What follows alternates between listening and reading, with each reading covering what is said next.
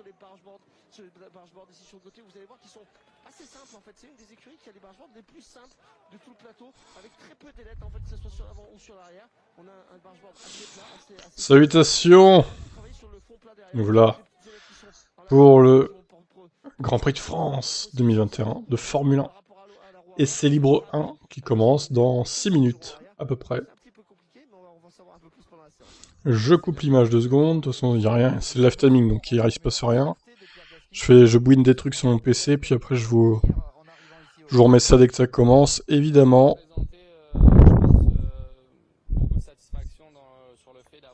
L'interview de Pierre Gasly. Déjà monté sur le podium, donc il nous reste encore 17 courses pour le refaire et essayer d'aller chercher encore mieux.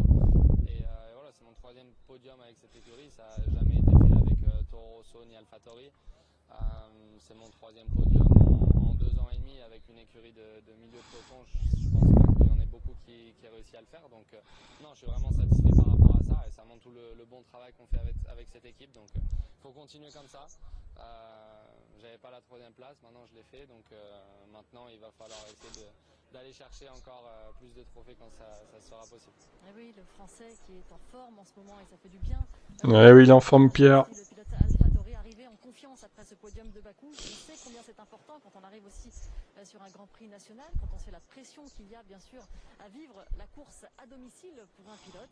La pression elle est aussi bien sûr du côté d'Esteban Ocon qui lui aussi joue à domicile. La pression il en a un tout petit peu moins. Pourquoi? Parce qu'on vous l'a dit un petit peu plus tôt dans cette avant-séance, il a signé un prolongé son contrat de 3 ans. Il sera jusqu'à fin 2024 dans l'équipe Alpine. Et ça fait du bien sûr de le savoir parce que ça fait du bien comme il va nous l'expliquer à notre micro. Ça fait du bien, ça retire un petit peu de pression des épaules. Il est au micro de Samuel Hamon, on l'écoute. Ça fait hyper plaisir bien sûr de re-signer pour Esteban qui re-signé jusqu'à fin 2024. Forcément avec laquelle je suis attaché depuis un très grand moment. Faut savoir que j'ai intégré l'équipe depuis 2010, donc j'ai vraiment grandi dans cette écurie et puis voilà, je suis très heureux de voir l'histoire continuer, de continuer à progresser ensemble.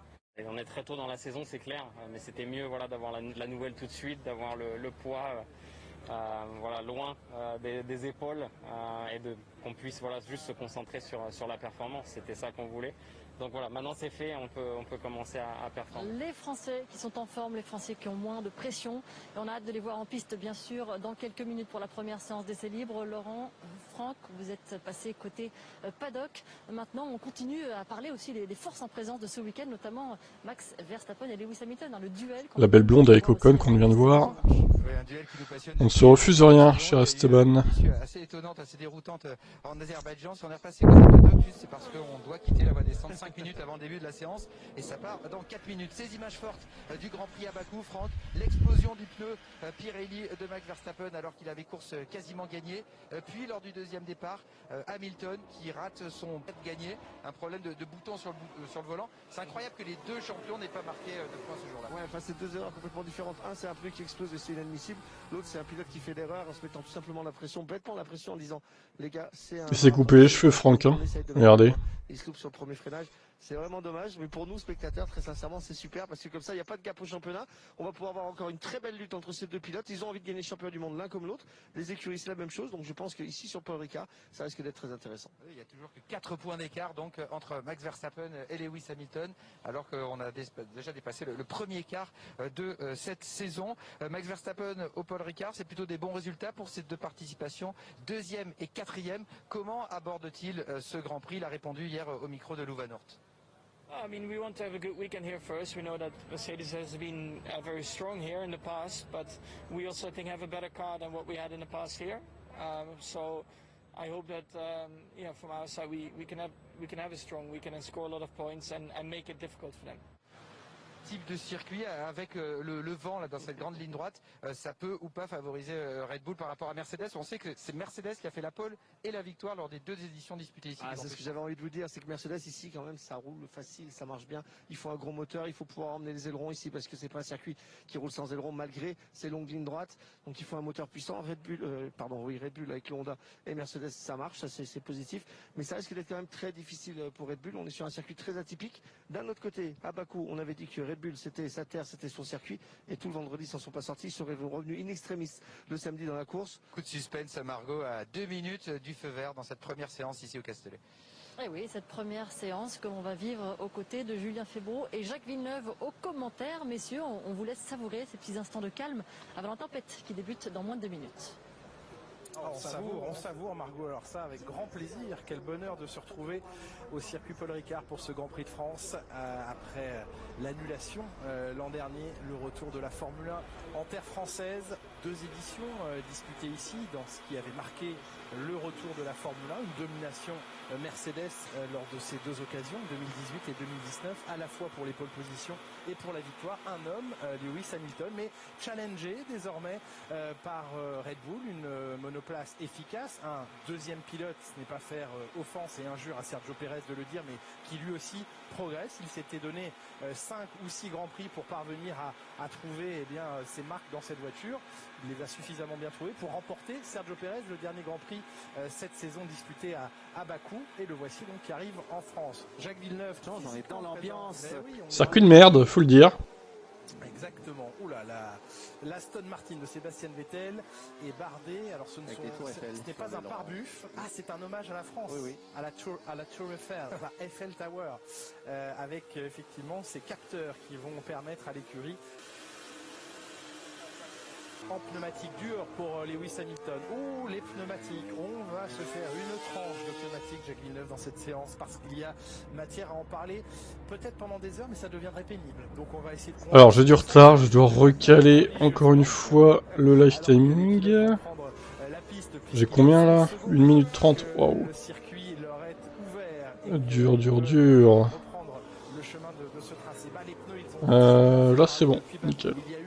Ces défaillances pneumatiques à Bakou, d'abord pour Lance Stroll sur l'Aston Martin, puis pour Verstappen sur la Red Bull. Évidemment, on a imaginé tout et son contraire, une défaillance du pneu structurel, des débris qui seraient venus couper les pneus, et puis Je vous sais dans le chat évidemment, vous pouvez réagir hein, comme d'habitude. Mettez un pouce bleu aussi. Et abonnez-vous si le cœur vous en dit. Pirelli dira forcément que c'est un débris ou autre chose. Pirelli a dit qu'il y a eu une défaillance dans le fonctionnement et dans l'utilisation du pneu. Qu'a voulu dire Pirelli après de plus amples informations? Eh bien, c'est que la pression dans les pneumatiques s'est trouvée trop basse pour que le pneu puisse garder... Salut, compte film, série, etc. Vous savez, on vous le répète régulièrement, il y a des pressions minimales avec lesquelles les pilotes partent en piste. C'est imposé par Pirelli et la FIA. Il semble que les écuries réussissent volontairement ou non, mais plutôt volontairement, à surchauffer le pneu sous sa couverture chauffante quand la voiture est encore dans les stands. Du coup, la pression monte dans le pneu. Donc, au moment où la mesure est faite par un technicien, oh là, c'est Mick Schumacher qui est garé dans le bac. Enfin, il y a pas ça commence bien, Mick. Et qui est allé peut-être se poser contre les protections. Ouais, qu'est-ce qu'il a foutu? La gomme dure. Le pneu est marqué à l'arrière. Oui, sur la zone de freinage. Et ce qui est terrible, c'est que ça va lui flinguer son train, excusez-moi d'utiliser ce terme, parce qu'il y a ces bandes bleues. Putain, au bout de 2 minutes, il se fout dans le mur, lui, sérieux, quoi. En plus, au Castellet, quoi. Ah là là. Les pneumatiques, et voyez comme les 4 pneus de Mick Schumacher, on va revoir sans doute. Qu'est-ce qu'il nous a fait, Mick? Oh là là là là, mais nul! Ah, il a tapé, et il a tapé. Voie arrière bloquée au premier gros freinage. Il faut savoir que ces bandes bleues, et encore plus les rouges, eh bien, ont un asphalte Faut le virer. qui s'ouvre de plus en Mec, plus. extrême. La pierre au sol, Alors, il y a Roy Nissenien, comme vous le voyez dans le live timing, donc ça rend la piste qui remplace Russell. Oh là là. Pff. Ils ont vraiment besoin de pognon chez Williams. Hein.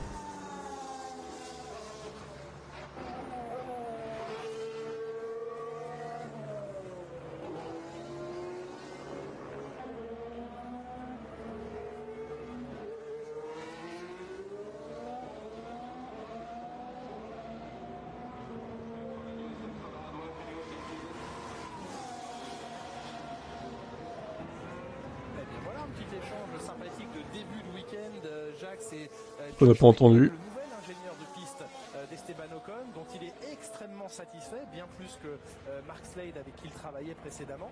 Et Josh Beckett qui vient à la radio lui dire, ben voilà, je viens d'apprendre que tu as signé un nouveau contrat. Ah bon, comment Parce qu'ils ça? en ont pas parlé avant. Ils en ont pas parlé une seule fois. oui. Ah, c'était peut-être un petit peu téléphoné cette conversation radio. En tout cas, il le félicite pour ses 3 ans de contrat, mais il lui dit maintenant, on a un week-end devant nous de travail. Et il y a quelque chose d'assez juste dans ce qu'il dit. Maintenant, on se reconcentre. Drapeau jaune dans le dernier secteur et encore des pneus froids. C'est Tsunoda. Ah oui, Yuki Tsunoda qui est parti lui aussi à la faute dans l'échappatoire. Bah les gars, heureusement que c'est des dégagements et qu'il n'y a pas de gravier, hein. Je dis ça, je dis rien. En entrée de start de voie des stands.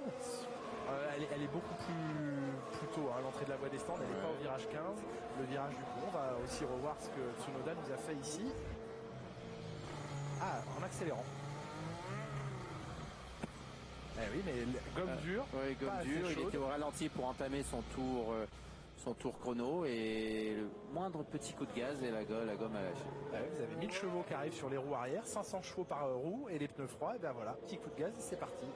Heureusement sans conséquence pour lui et sans dommage sur ses pneus, alors que c'est sûrement le cas pour Mick Schumacher. 3 ans de contrat, donc félicité. Mais il y a un week-end maintenant à effectuer et Esteban Ocon très poliment qui remercie son équipe et son ingénieur de son soutien. Il a réussi à mettre une belle bulle autour de lui de personnes, Esteban Ocon.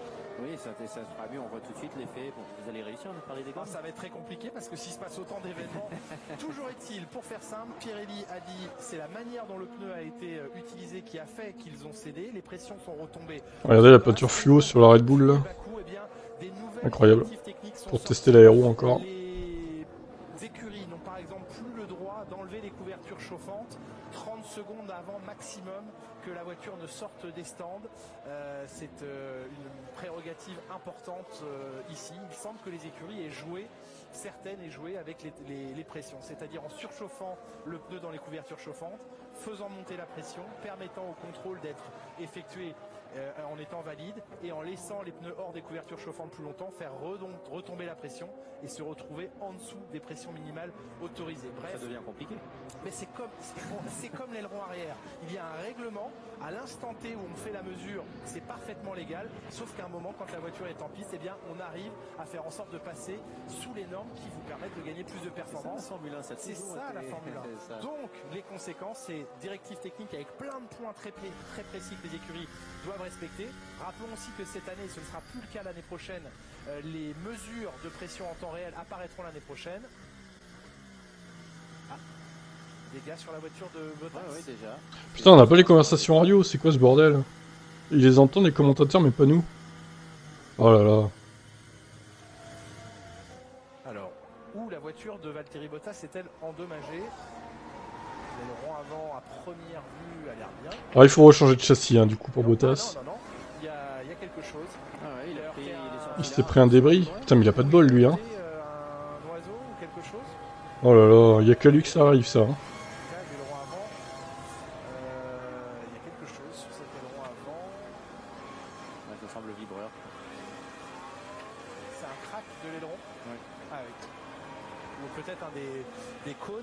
Parce qu'il y a plusieurs endroits où on va le savoir. Alors voyons le ralenti. Je vais éviter de vous le montrer. Ouais, il est sorti large. Oh bah il sort large aussi, c'est de sa faute quoi.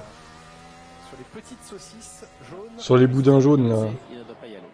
Ouais, mais là ça peut faire des dommages importants pour une S'il fait de la merde aussi, il faut assumer quoi. Montagny, en tout cas, ce week-end, Putain, au bout de 7 minutes, il pète déjà son aileron Bottas. Enfin, il le pète pas vraiment, mais il est endommagé quoi. qui a même augmenté ses pressions minimales de début de week-end, qui veut se mettre dans une zone de sécurité, Franck. Ah, vous savez, c'est comme la pub à la télévision avec la marmotte, le chocolat, le papier alu. C'est exactement la même chose qui se passe en ce moment avec Pirelli.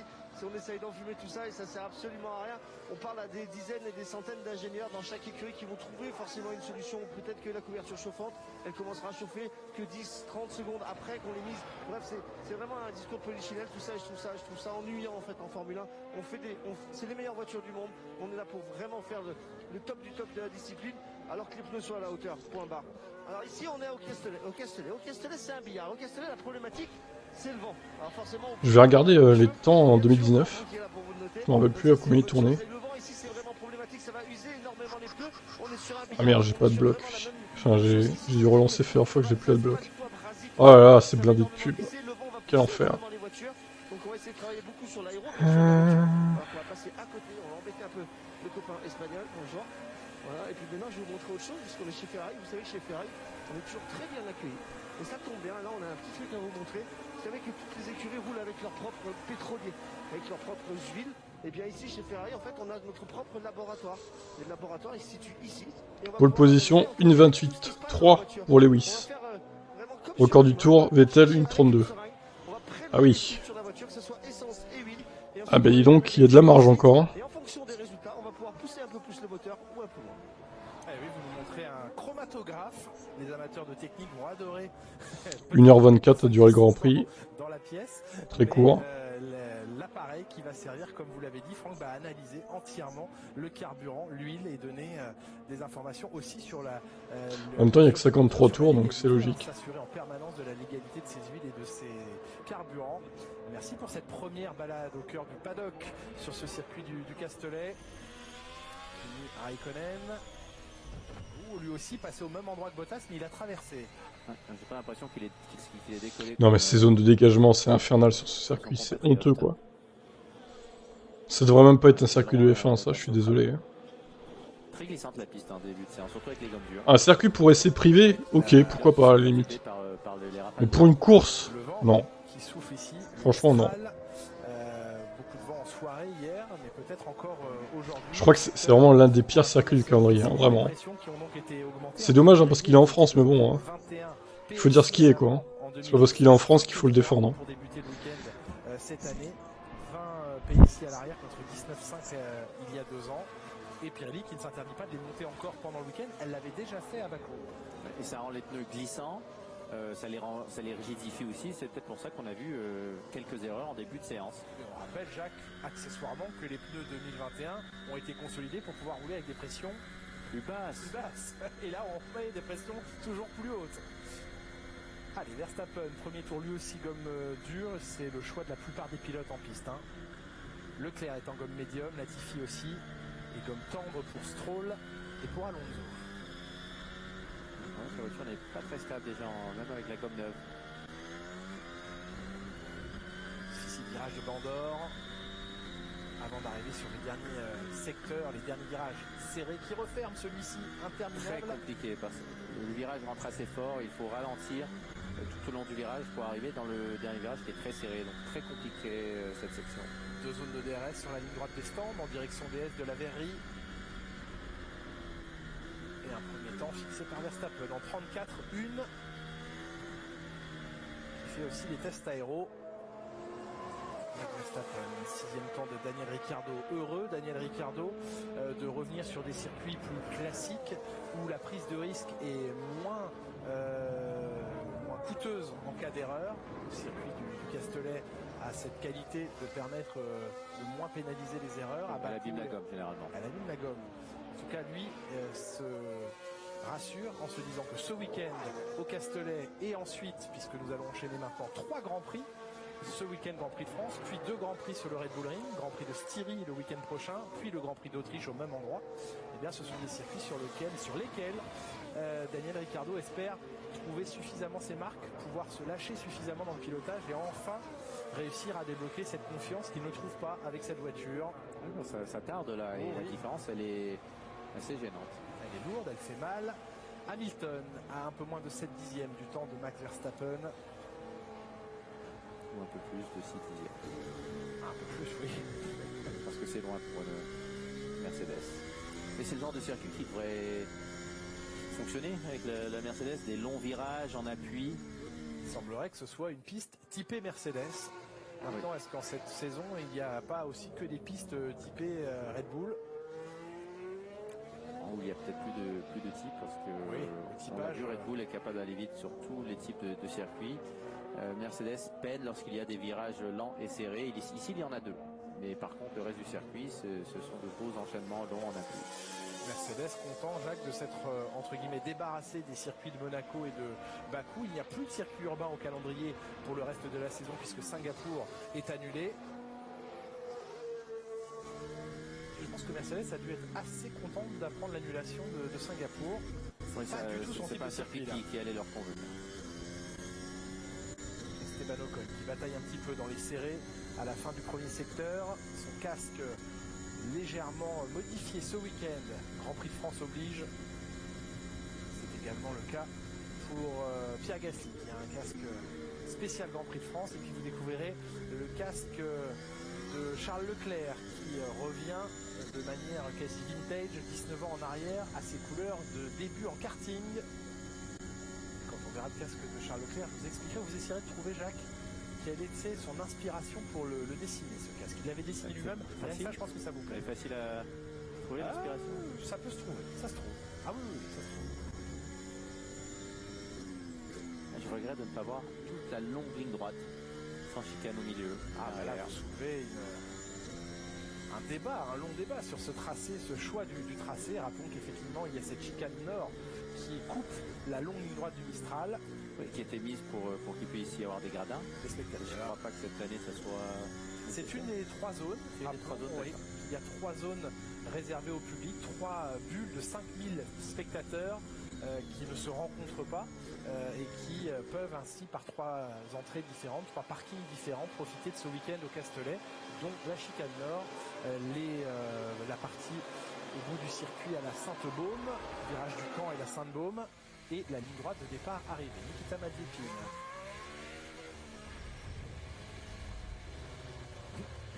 Bon. Petit...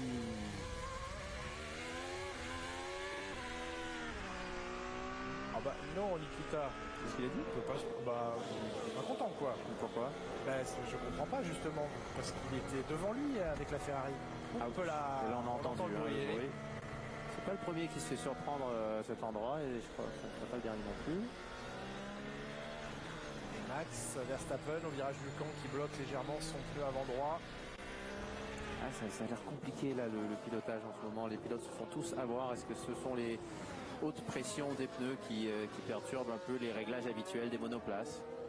Nikita Mazepin qui s'est encore fait un grand copain il y a 15 jours avec cette manœuvre au passage de la ligne d'arrivée, coup de volant en direction de son coéquipier Mick Schumacher, où ils étaient déjà pas amis. Oui, j'ai lu les commentaires, il voulait ouvrir la porte. Il pensait que c'était de l'autre côté, donc il voulait lui faciliter la vie. Oui, bien sûr, évidemment. Et Mick Schumacher au passage de la ligne qui a simplement dit oh là, ça a tapé là cette fois, c'est Vettel qui a tapé. Oh non, Sébastien, pas après tout ce que tu as fait. Il a tapé au bosset. Mais non. Donc les zones asphaltées ne ralentissent pas beaucoup. Elles ralentissent pas quand vous êtes en perpendiculaire de ces lignes. Elles ralentissent beaucoup mieux quand vous glissez. Donc il faut choisir comment se sortir pour être bien ralenti. Parce que vous êtes supposément en ligne droite par rapport à la perpendiculaire de ces lignes, ralentir. Ah, je suis bloqué au point mort, dit Vettel. Bon bah... les traces, bien sûr, et vous voyez comme le pneu... Je vais vous montrer la replay hein, dès que ça... Dès qu'il le diffuse. Ah, ça y est, il repart. Est-ce qu'il a... Il a pas trop de dégâts, visiblement. Ça a touché un petit peu, mais c'est pas... Il peut repartir, visiblement. Au ralenti, quand même. Hein. Vettel va ramener son Aston Martin endommagé. Pour lui, il était en train d'améliorer son chrono. Ah oui, il était sur dans les temps de Lewis Hamilton. Alors, voyons.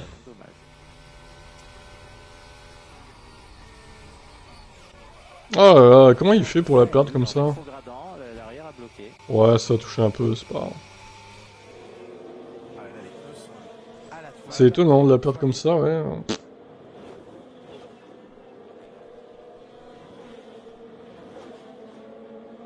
Et les longs, bien flingué aussi. Peut-être pas uniquement les longs d'ailleurs. En tout cas, il y a des dégâts et ça va prendre du temps. Ça lui coûte son premier frein.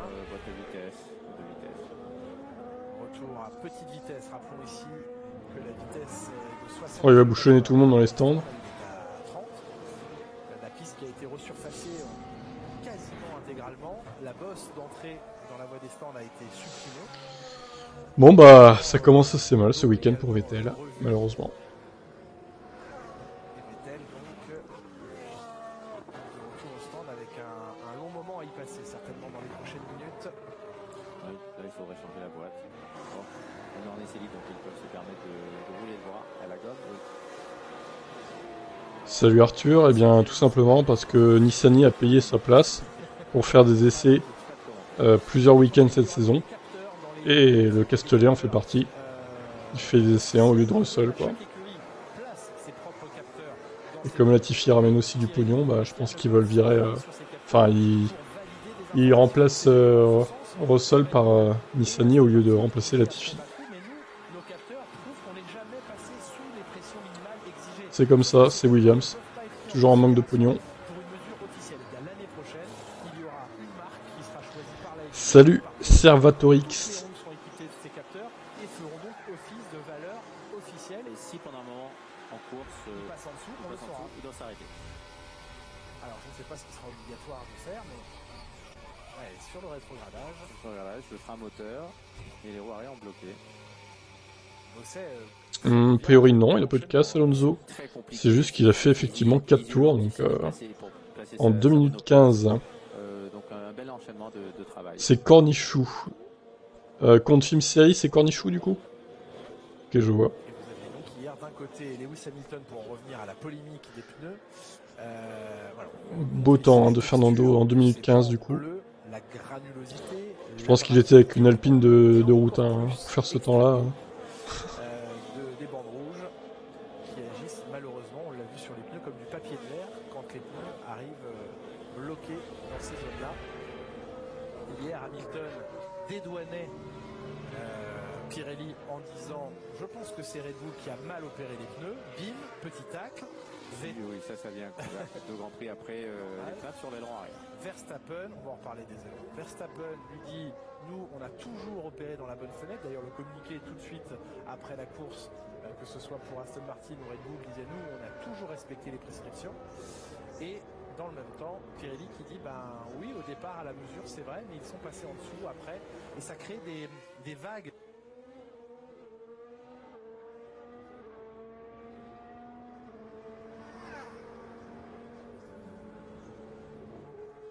C'est vrai. En tout cas, ce qui nous intéresse maintenant avec vous, Franck Montagny, c'est de savoir si la pression dans les pneus des motorhomes est à la bonne pression et si les pneus vont tenir sur la route entre le Castellet et l'Autriche.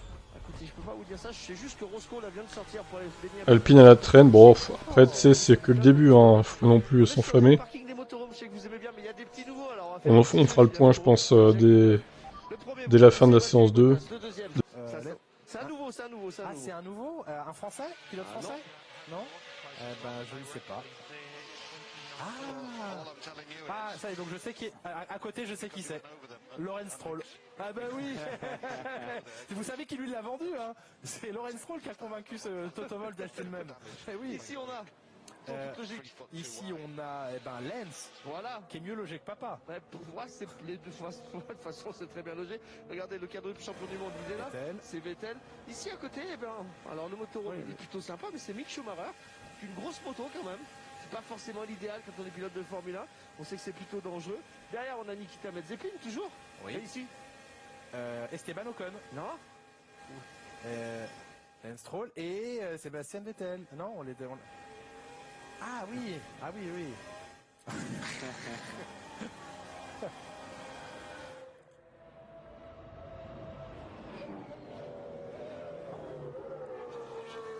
C'est vous. Elle est pas mal la Formule 1.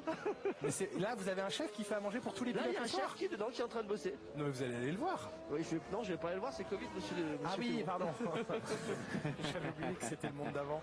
Ah, génial. Eh ben, merci beaucoup. Ça fait longtemps que je serais dedans. Oui, je sais bien. Et oui, mais c'est intéressant ce que vous nous dites, Franck, sur les deux motorhomes. Lawrence Stroll et Toto Wolff, côte à côte. Et Lawrence Stroll a convaincu Toto Wolff. Et ces deux-là sont tellement cul et chemise que ça énerve beaucoup de monde dans le paddock en ce moment de savoir à quel point Toto Wolff est proche de Lawrence Stroll. Voilà, et bien ils sont voisins de palier. Ça devient tout de suite une Mercedes B et ça fait ça fait parler pour le placement de son fils, etc., etc. Mais bon, c'est la vie, c'est le paddock, c'est la Formule 1. Ouais, mais c'est peut-être plus la bonne année pour mettre Fiston chez Mercedes, puisque maintenant ce n'est plus la voiture dominante. C'est vrai.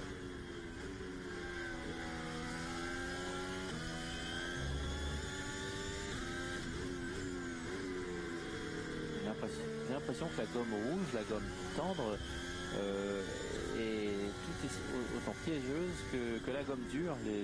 On l'a vu là avec Alonso, il bataille énormément.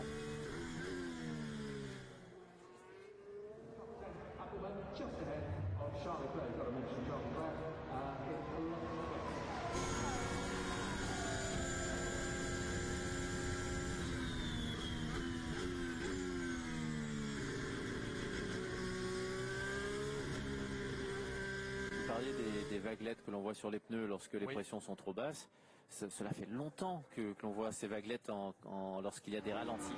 Et on a souvent l'impression que les pneus gigotent dans tous les sens. Alors il y a la vaguelette horizontale, latérale, et il y a la vaguelette du flanc lui-même qui fait une vague, j'ai envie de dire, verticale par rapport à la piste. C'est de cette vaguelette-là dont je parlais. Voilà. Oui, parce que les explosions de pneus ont eu tous les deux lieux dans les lignes droites. Exactement.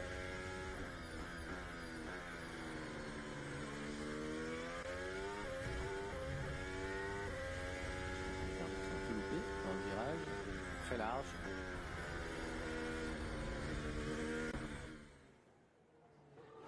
La fin du tour de Ricciardo par rapport à la référence, toujours de Max Verstappen en 34 1. Et ça se passe mieux sous Ricciardo. Verstappen gagne Ricciardo au 6e rang. Légèrement devant son coéquipier.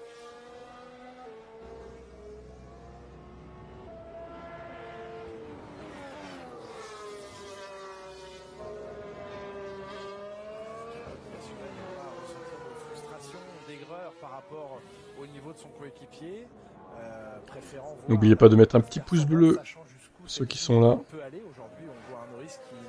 et de vous abonner accessoirement à la chaîne si ce n'est pas fait.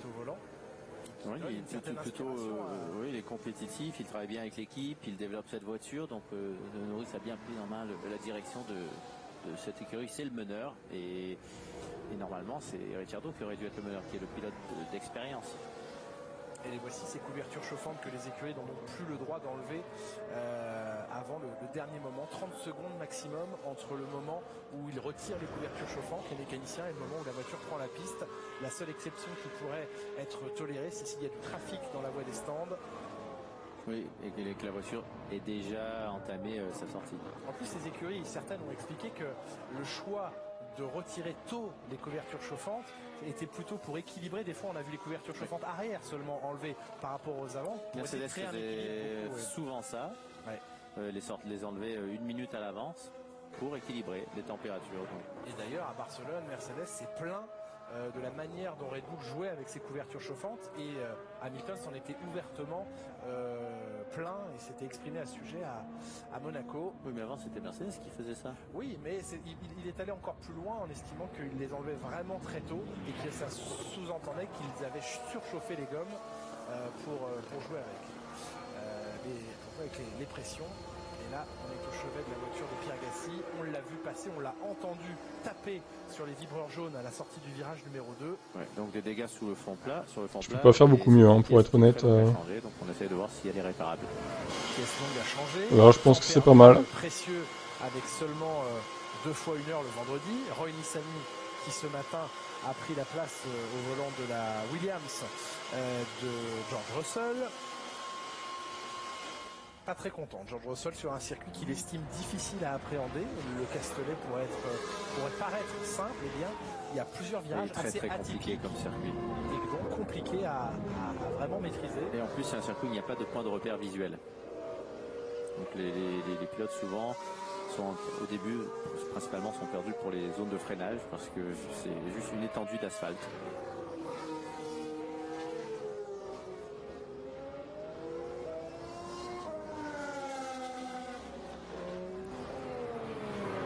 Lewis Hamilton qui enchaînait des résultats plutôt corrects jusqu'à ce qu'arrivent les 2 courses en ville. Monaco 7e, 15e à Bakou après cette erreur. On va en reparler de ce qui s'est passé pour Lewis Hamilton lors du 2e départ du Grand Prix à Bakou il y a 15 jours. Et un week-end sans points pour Lewis Hamilton, c'est rare. C'est rarissime. En 2 Grands Prix, les 2 monoplaces à l'étoile ont pris 7 points je crois seulement. Donc, ce qui est un très faible montant de points. Lorsque c'était arrivé par le passé, c'est lorsque les 2 pilotes Mercedes s'étaient accrochés. Oui. ou bris mécanique. Mais pas dans des situations comme on les a vécues lors des 2 derniers Grands Prix. Allez, Hamilton qui passe avec cette gomme rouge en avance au premier secteur. Il a délaissé la gomme blanche la plus dure qu'il a utilisée pendant 7 tours pour utiliser maintenant la gomme la plus tendre. Mais ça glisse dans l'entrée de la chicane nord. On l'avait vu avec Alonso, même la gomme rouge glisse et est compliquée.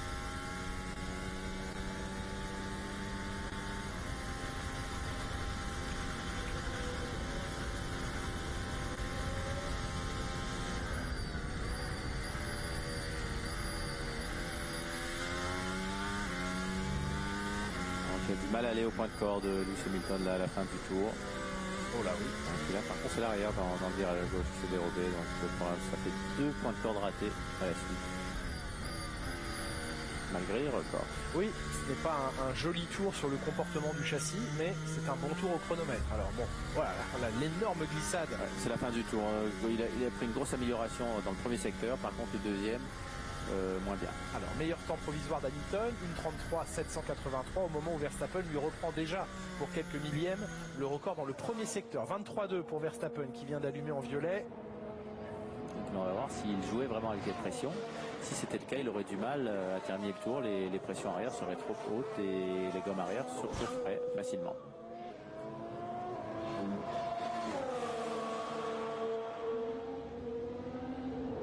Le retard à l'issue du deuxième secteur, 28.6 de chrono pour Verstappen. C'est une amélioration personnelle, mais c'est un peu loin comparé au 28.4 d'Hamilton. Le bosset, le double droite, alors qu'il y a un drapeau jaune dans le premier secteur. C'est une Ferrari, celle de Carlos Sainz qui est au large. Ouais, Verstappen, comme Lewis Hamilton, a eu du mal à aller au point de corde. Il est mort le pneu de Carlos Sainz. Ils sont morts les pneus. Complètement. Déchirés. Il a perdu le contrôle à la sortie du virage numéro 2. Peut-être pour éviter les vibreurs jaunes. Là, il va tirer tout droit. Ça, c'est la route que doivent prendre les pilotes s'ils n'arrivent pas à prendre le virage 4. L'échappatoire extérieur pour au virage du camp. Pour reprendre la piste comme il faut. Alors que Charles Leclerc s'en descend à ce moment-là. Et il n'a pas amélioré son dernier secteur, Verstappen. Donc la différence gomme dure ou gomme tendre est très faible. Verstappen, 97 millièmes seulement de retard derrière Lewis Hamilton. 33.7 contre 33.8 à Max Verstappen. On vient de voir Carlos Sainz perdre le contrôle de sa Ferrari. On vient de voir Charles Leclerc prendre la piste lui aussi, j'imagine maintenant avec de la gomme rouge. On va l'écouter, Charles Leclerc, sur le plaisir qu'il a de revenir ici alors que Bottas prend le record de cette séance. 1:33.448, belle amélioration, 3 dixièmes de mieux qu'Hamilton, 4 dixièmes de mieux que Verstappen. Ouais, et puis en plus, il ne peut pas utiliser le train de gomme qu'il a utilisé ce matin, Sainz. Il va être obligé de passer à un autre train de gomme s'il veut travailler. Ah, s'il veut finir la séance. On voit les S de la verrie, le gauche, l'accélération dans le droit. Ah ouf, tête à queue. Il passe quand même en marche arrière sur les vibreurs jaunes. Et là, la gomme sur les bandes rouges. Ah, les bandes rouges déchirent les pneus.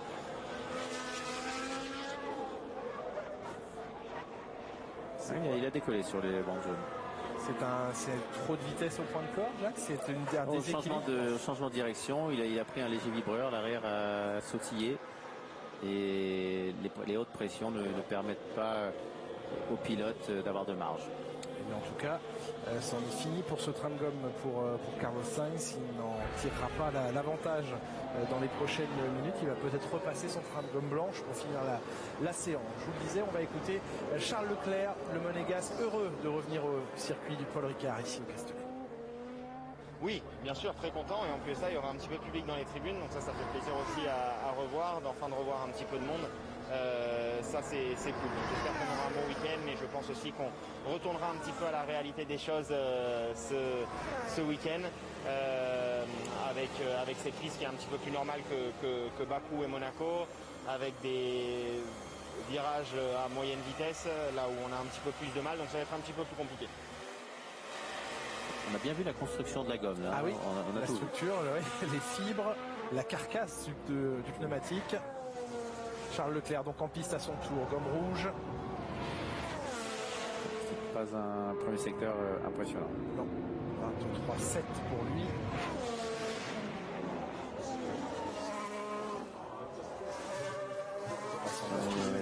du Barrichello sur son casque. Ah, alors parlons de son casque. De loin, on pourrait penser même au casque de Luca Badoer. Mais c'est pas ça. C'est pas ça.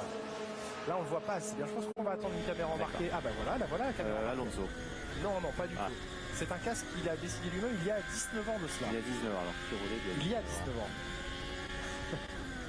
Il était, alors je vous donne des indices, il était devant sa télévision le jour où il a dessiné le casque. Il ne regardait pas un Grand Prix.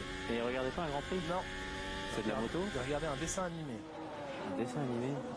Ça vous fait penser à quoi le quadrillage Parce que c'est un dessin animé il y a 19 ans? Oui. C'est une sorte de toile d'araignée. Je ne peux pas vous dire plus, hein. Ça y est, j'ai tout dit. Vraiment? Oui. Ça ressemble à Spider-Man? Oui, Spider-Man. Ah non, ouais, ça n'a rien à voir avec la course automobile. Ah non, mais je vous avais pas dit que ça avait rien à voir avec. Et il regardait, il est passé Spider-Man à la télévision au moment où il a dessiné son casque et il a essayé de reproduire la toile d'araignée de Spider-Man. Et c'est ainsi qu'il a dessiné son premier casque, mais il était vraiment minot. Et beaucoup d'entre vous ont forcément, en voyant ce casque aujourd'hui, une pensée pour Jules Bianchi parce qu'on revoit cette photo.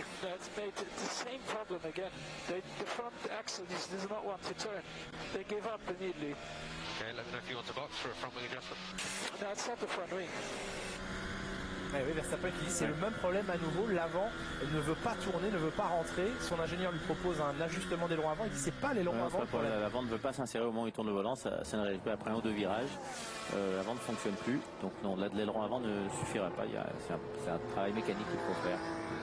On revient au casque de Charles Leclerc, pensée émue évidemment à Jules Bianchi parce que tout petit, Jules Bianchi avait été le mécanicien du très très jeune Charles Leclerc en karting, et cette photo que vous avez sans doute vue de Charles tout petit dans son karting minime avec Jules Bianchi poussant sur le chariot derrière lui le jeune Charles Leclerc qui avait donc ce casque de couleur jaune inspiré par Spider-Man.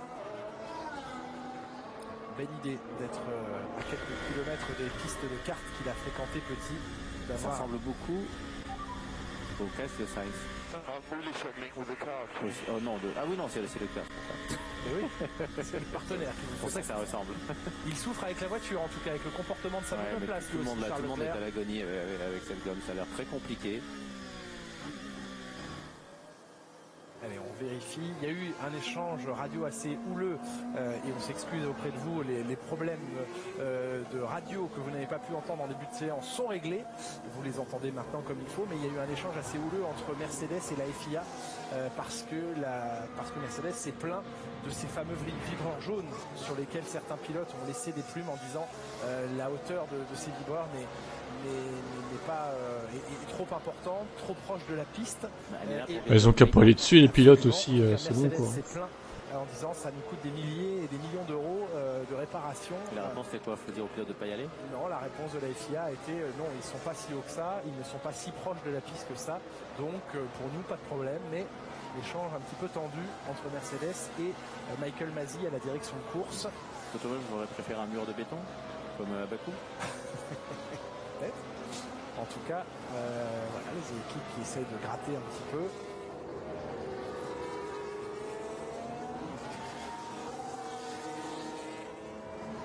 Esteban Ocon qui sait que ce week-end le choix pneumatique va être difficile à faire. Toutes les équipes ne s'attendaient pas à ce que ce soit aussi difficile peut-être en début de week-end. On le voit, ça glisse, quelle que soit la gomme. C'est piégeur. Alors, est-ce que c'est dû au vent? Parce qu'il y a déjà eu des monoplaces sur la piste, donc la piste est nettoyée. La piste est gommée par le passage des F3 notamment.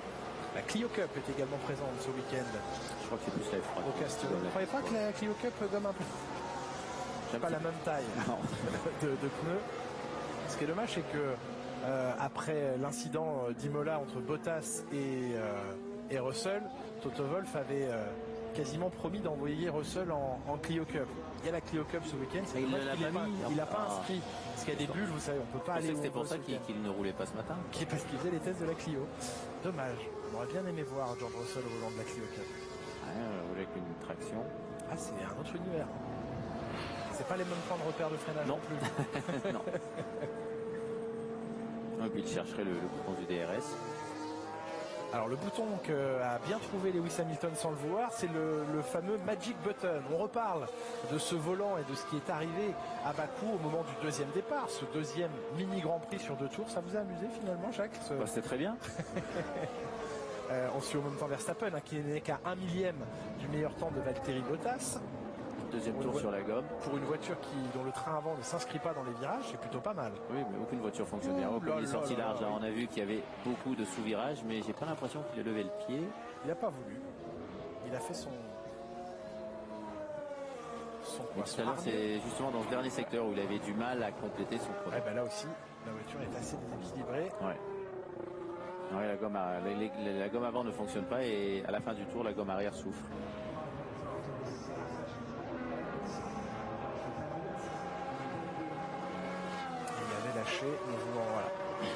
Trop perdu dans le dernier secteur. Son chrono. Et donc, eh bien, au moment de ce deuxième départ à Bakou, Lewis Hamilton venait de chauffer sa gomme en utilisant les freins. C'est une technique bien connue, Jacques Villeneuve. On utilise la température des disques de frein, des étriers de frein pour faire chauffer la jante, puis le pneu par l'intérieur. Alors qu'on revoit à la sortie du bosset. Et Lewis Hamilton pour se faire... Ouais, il veut vérifier le plancher. Eh oui, parce que ça a bien frotté. Ouais, il l'a senti dans les vertèbres, celle-là. Ça fait secouer aussi. Et il y a donc sur le volant un bouton qui permet d'un seul coup de contrebalancer tout l'équilibre des freins, soit vers l'avant, soit vers l'arrière, selon ce que vous voulez faire chauffer. Et Hamilton avait utilisé ce bouton pour mettre toute la balance de frein sur l'avant, 90% d'équilibre de frein sur l'avant, pour chauffer encore plus fort les disques et les étriers. Et ce bouton, il a malencontreusement réappuyé dessus par inadvertance au moment du départ. Et donc arrivé au premier virage alors qu'il était en train de dépasser Sergio Pérez. Ses roues se sont bloquées, il a tiré tout droit. Il n'y avait que du frein sur l'avant. Que du frein sur les roues avant. Le bouton a été non pas modifié, pas changé de place, mais il est maintenant protégé par un petit élément, un petit capuchon qui l'entoure. Et donc pour appuyer sur ce bouton, il faut vraiment décider d'appuyer dessus. On ne peut plus le heurter par inadvertance. Une grosse erreur tout de même parce que à ses départs, il en a fait beaucoup et le bouton était toujours là. Et on a vu ces pneumatiques et ces écopes de frein dégager de la fumée tellement surchauffées. Souvenez-vous aussi, c'était à Imola que comment les freins arrière avaient pris feu sur la voiture de Lance Stroll. Vettel n'avait même pas pu prendre le départ. Mais ils ont trop joué avec ce bouton. Avec la chauffe des gommes à travers le frein. Eh oui, et comme l'ingénieur pendant le tour de chauffe n'a pas le droit de parler au pilote, n'a pas le droit de donner de l'information, ils ne savent pas où ils en sont en température. Et je discutais hier avec un ingénieur qui me dit, à quelques degrés près, on passe de la chauffe parfaite, parce qu'on exploite au maximum ce que le frein peut délivrer, à la surchauffe, et parfois le feu sur les disques et les étriers. Il ne faut pas grand-chose. Et du coup, les freins fumants d'Hamilton prouvaient aussi à Bakou qu'il a surchauffé au maximum ses freins, presque trop. Et on l'a vu, il prenait très bien les freins avant. Ah oui, trop bien.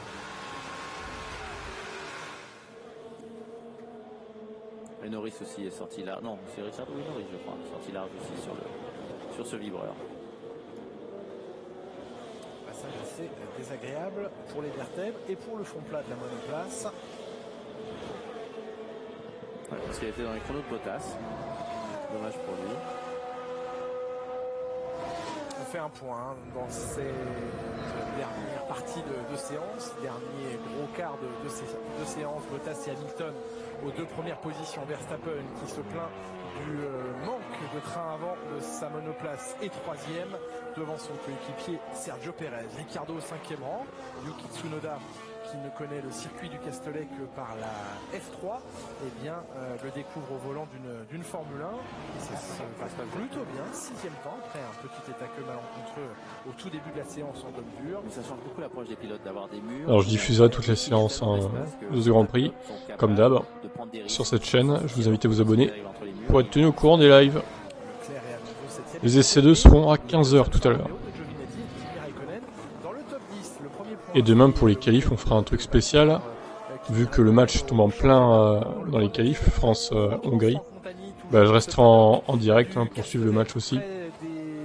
On parlera du match et des qualifs en même temps. Exactement, on est sur la deuxième partie du match.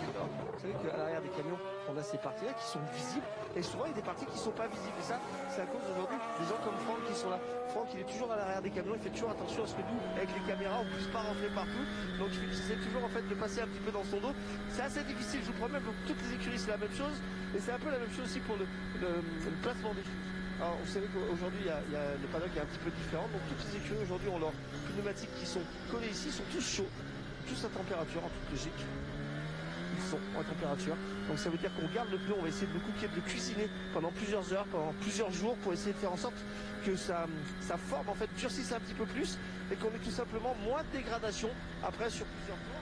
Chez Aston Martin, on peut voir aussi l'intérieur du camion. Il fait chaud, donc c'est pratique. Vous voyez comme c'est clinique, c'est absolument nickel à l'intérieur. Il n'y a pas un truc qui dépasse, il n'y a pas une clé à outils qui est posée sur le côté. Même installation sur le milieu avec tous les pneumatiques. C'est que les pneumatiques du week-end. Ici, on a tous les slicks qui sont là, qui sont prêts. On a un côté droit, un côté gauche, un côté bleu et un côté jaune. Ça, c'est pour différencier la voiture de Lance Stroll et la voiture de Vettel. L'autre partie du camion qui est là avec, bien entendu, au-dessus les motorhomes. Enfin, les motorhomes, c'est pas les motorhomes, c'est les ingénieurs qui sont sur la partie supérieure. C'est la même chose, hein, si vous regardez chez Alpine, en fait, on a une terrasse chez Alpine avec un bloc complet. Ici, on a 2 camions avec différentes installations. Et ça va être la même chose sur tout le paddock, que ce soit McLaren, Red Bull ou même les King, Mercedes tout au fond. Et merci pour cette balade de très haut vol et de très haut niveau au cœur de la structure des écuries de Formule 1.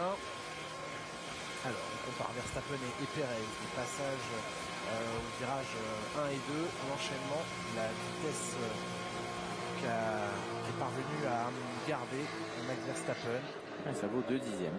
En pointillé, vous avez la courbe de Perez qui est légèrement tout du long inférieure. C'est constant là. Il avait moins de vitesse dans le virage. La sortie du virage est bonne. Il y a un nouveau graphique qui va arriver. Il va vous plaire celui-là. Moi, il y en a certains que j'aime bien que vous n'aimez pas. Mais moi, déjà, le prochain qu'on va voir, je ne l'aime pas. Je n'ose imaginer vous. Je vais l'adorer. Je pense que vous allez l'adorer. On a très hâte. C'est un petit teasing là qu'on vous fait. Mais voilà, restez bien avec nous tout le week-end. Parce que normalement, on va découvrir, mais alors, quelque chose de génial. Madame Irma a fait chauffer la boule de voyance. Fantastique. Hâte de vous montrer ça. Je ne sais plus quoi inventer. Exactement. Le marc de café va bientôt nous servir à découvrir les pensées des pilotes, je pense. D'ailleurs, ce week-end, je vous le rappelle, vous ne ratez rien sur les antennes de Canal, bien sûr, toutes les séances comme toujours. Et puis, dimanche, n'oubliez pas, 14h la grille, bien sûr, 14h55 la prise d'antenne pour le Grand Prix. Mais ce Grand Prix, vous allez pouvoir choisir de le voir sur Canal+, en votre compagnie, Jacques Villeneuve et votre serviteur, mais également sur C8 en clair pour et bien ceux qui n'ont pas accès à Canal+ dimanche, vous pourrez profiter sur C8 du Grand Prix. Vous retrouverez Laurent Dupin et Renaud Derlot qui vous feront vivre ce Grand Prix de France 2021 sur l'antenne de C8. Le choix du roi pour dimanche, les amis. En tout cas, soyez les bienvenus et profitez au maximum de ce week-end, de ce 7e rendez-vous de la saison.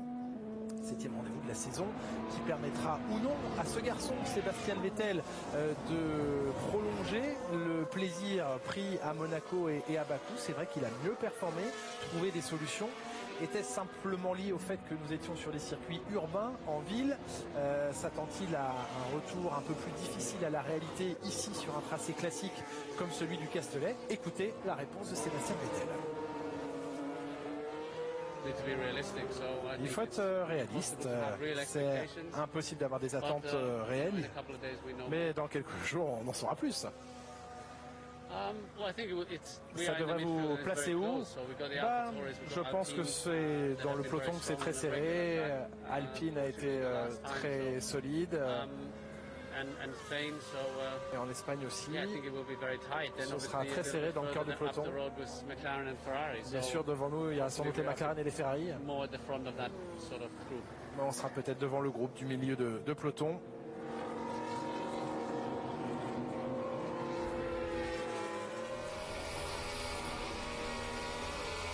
Alors que justement, on était avec Vettel qui a découvert ce que ça signifiait de suivre Nikita Mazepin.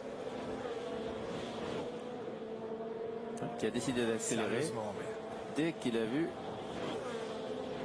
Mazepin. Ça vous énerve? Pas du tout. Je pense que si j'étais pilote, ça m'énerverait. Mais là, pas du tout. Je constate. Je constate.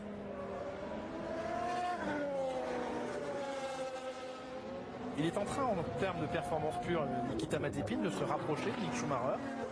Il y a moins d'écart.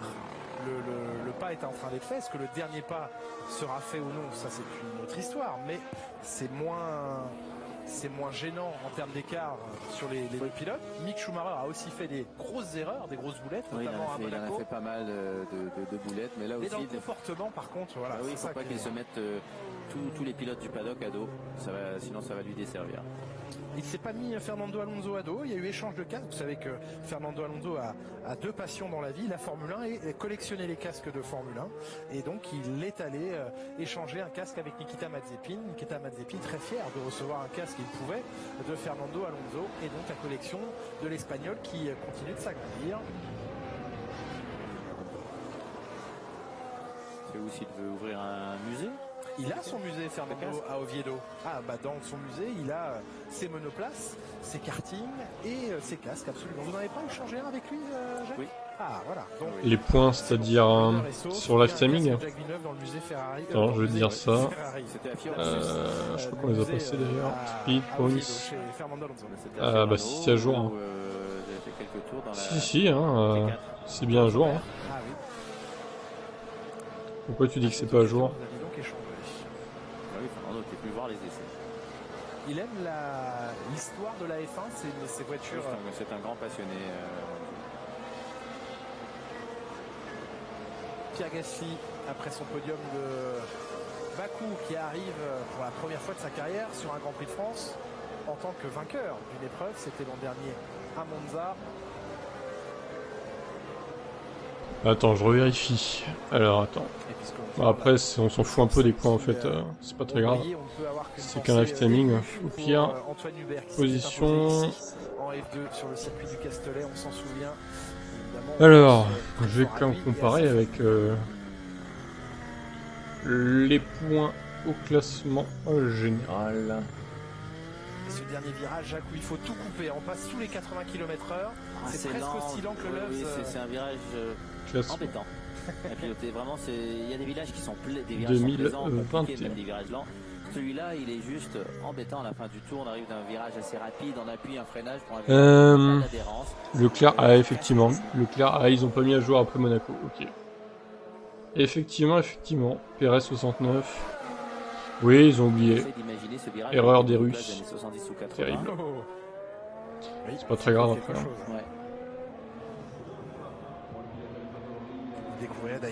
Je pense pas qu'on regarde le live timing pour voir les classements au championnat. D'ailleurs, ils auraient pu s'en passer de mettre ça, je pense. Si en plus ils le mettent pas à jour, bon, voilà quoi. Paul Ricard et à son circuit. Paul Ricard, le pionnier des circuits, ce sera à découvrir demain à 13h50 sur Canal+. Magnifique documentaire avec beaucoup d'interventions de pilotes qui ont contribué à la création de ce circuit, consulté par Paul Ricard lui-même. Et l'histoire incroyable de ce tracé et de cet homme, entrepreneur ô combien successful, comme disent les Anglais, qui a réussi dans la région et qui a implanté ce tracé. Vous savez à la base pourquoi est-ce qu'il a voulu prouver en créant ce tracé, Paul Ricard? Prouver aux dirigeants, au gouvernement que l'on pouvait largement améliorer la sécurité des autoroutes sans que ça coûte des fortunes. Lui est arrivé en quelques mois à créer une piste qu'il voulait de haut niveau, de haute sécurité, juste pour pouvoir leur dire, regardez, si moi je l'ai fait avec mes propres moyens, vous devez rendre nos autoroutes beaucoup plus sûres désormais. Et vous découvrirez notamment ses coups de gueule, parce que c'était un homme fort en gueule, Paul Ricard. Dans ce documentaire, je vous incite vraiment à le voir. Paul Ricard, le pionnier des circuits, à 13h50 demain.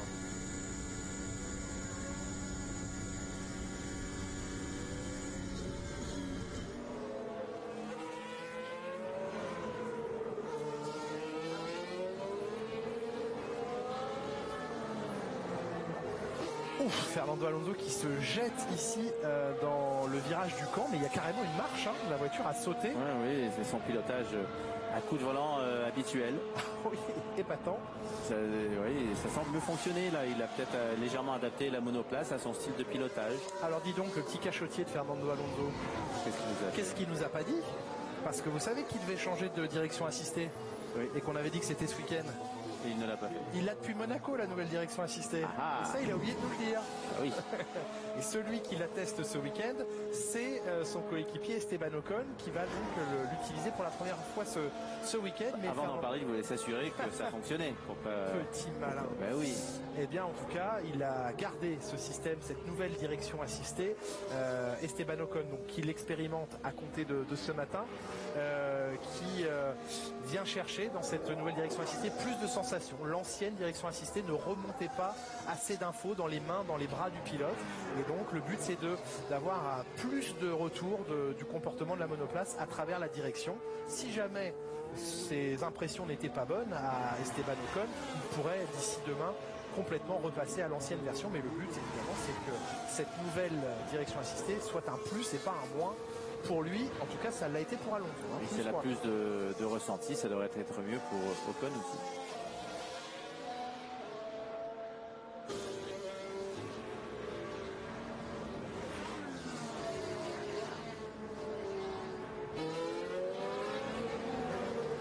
Fernando Alonso qui continuera déjà de passer sur cette bosse et de voir sa roue avant droite se décoller à chaque fois qu'il prend cette épingle.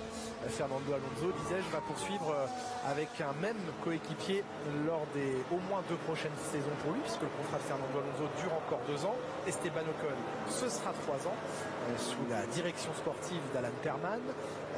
La confirmation d'Esteban Ocon chez Alpine laisse déjà une place possible supplémentaire disponible chez Mercedes et peut-être pour George Russell. En tout cas, on a parlé avec George Russell de cette silly season qui débute, celle des rumeurs, celle des contrats, celle des transferts pour la saison à venir. Écoutez la réaction du Britannique qui est un postulant évidemment au baquet chez Mercedes.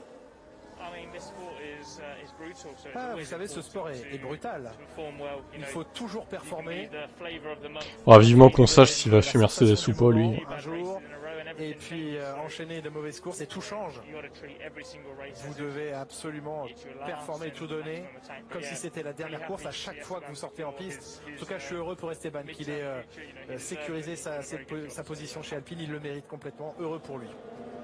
Et puis s'il avait le moindre doute qu'Esteban, qui reste sous management Mercedes, puisse être un candidat. Roy Nissany à 4 secondes 4 et à 2 secondes 3 de son équipier. Magnifique. Bottas donc devant Hamilton pour l'instant, incroyable. Le retour de Valtteri.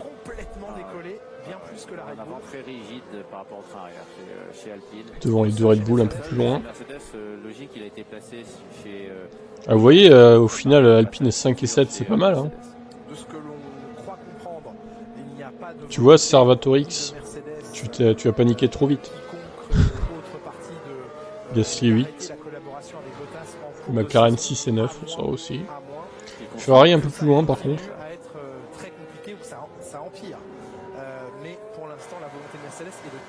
Bon, après, encore une fois, c'est que des essais, hein, donc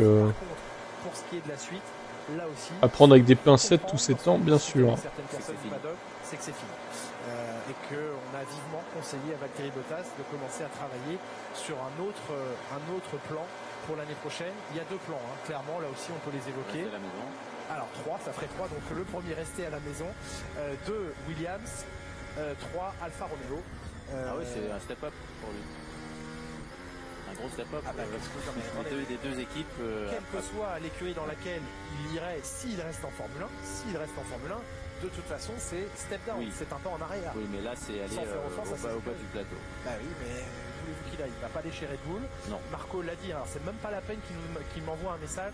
Je trouvais ça assez brutal, mais venant de la part d'Helmut Marko, est vraiment surprenant de dire non, mais surtout qu'il ne se donne pas la peine de m'appeler. Donc toujours aussi aimable. Mais évidemment. En même temps, oui, il n'y a pas de place chez Red Bull pour Bottas. Il n'y en a pas vraiment ailleurs non plus. Chez McLaren, c'est sécurisé. Chez Renault, Alpine, pardon, ça l'est également. Enfin, il n'y a plus de place ailleurs. De toute façon, il n'a pas impressionné chez Mercedes. Ça c'est certain, mais il n'a pas impressionné. Est-ce qu'on lui demandait vraiment d'impressionner? Est-ce que finalement le rôle qu'il remplit aujourd'hui, alors là il commence à pas rapporter assez de points, mais il a été le coéquipier idéal. Je veux dire, c'est peut-être mieux d'avoir Bottas. Pour Hamilton, oui, mais en même temps, l'équipe a perdu du terrain. Alors lorsqu'il y avait Rosberg, et la Red Bull était passée tout droit, lorsqu'il y avait Rosberg, l'équipe continuait de progresser. Donc sur le long terme, ça coûte de l'avoir eu.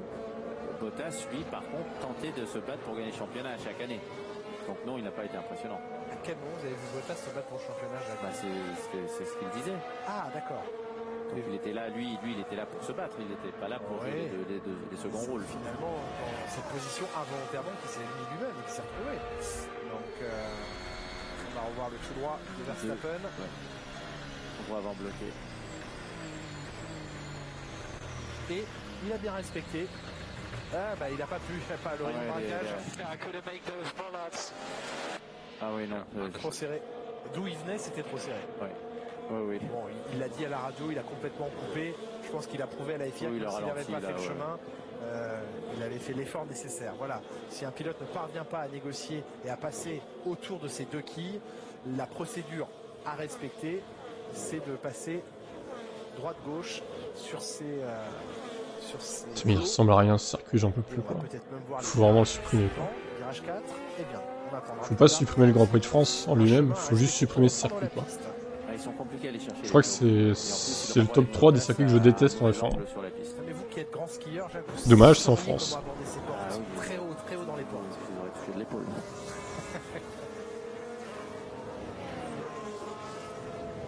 Esteban Ocon au 5e rang, Pierre Gasly au 8e rang. Nos deux Français à domicile dans le top 10 de cette première séance qui va s'achever d'ici une minute. Stroll-Vettel, bah oui, Stroll-Vettel le confiait tout à l'heure au micro de Dominique Sidiropoulos, 14 et 15e, elles sont dans le peloton, elles retrouvent compliqué chez Ferrari. C'est mieux pour Alfa Romeo, 12e et 13e. Leclerc était assez mécontent de ses runs, sa 11e position l'atteste. Mazepin devant Schumacher, assez loin d'ailleurs, 6e, presque 7 dixièmes d'écart entre Mazepin et Schumacher. Schumacher qui a perdu du temps de piste en début de séance. D'ailleurs, il n'a que 13 tours.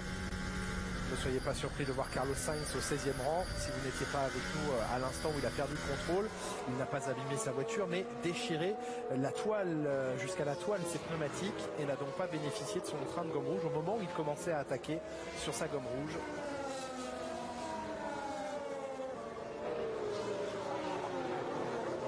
Perez sera gêné quoi qu'il en soit par l'Aston Martin. Ouais, il avait amélioré son premier secteur, de l'amélioration. Mais là, son tour n'aura pas une valeur importante sous le drapeau Adami, agité en bord de piste.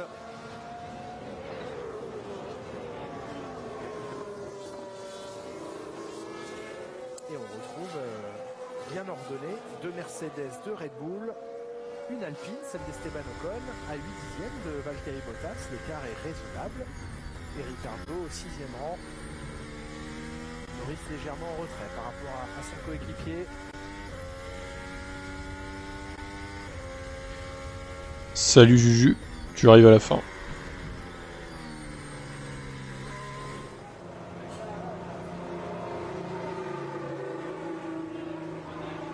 Bon, à part au début, il s'est pas passé grand chose au final. Hein.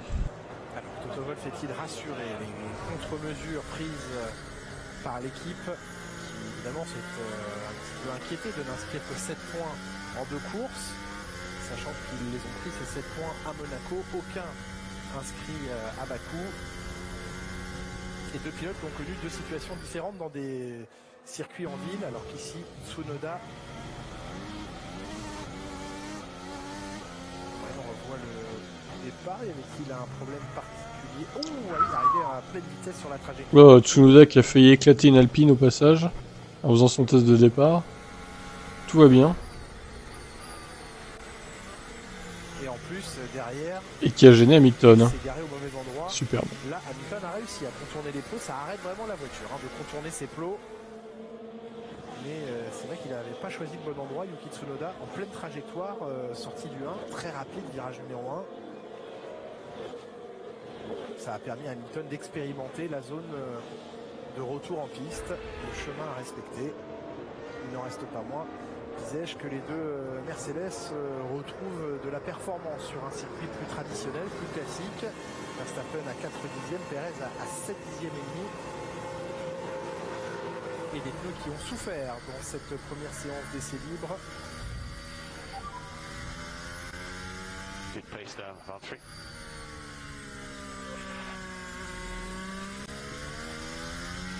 Je viens d'arriver vers la fin, j'ai vu Mercedes premier, c'est nul pour moi. Ah. En même temps, c'était prévisible hein, qu'elles allaient revenir sur ce circuit, les Mercedes. Elles ont toujours été fortes ici. Hein. Merci à toi pour ton abo. On fera le direct des séances pendant tout le week-end comme d'hab. Bon allez, je vais arrêter là mon stream pour cette séance numéro 1. On se retrouve à 15h pour la séance numéro 2, en direct toujours.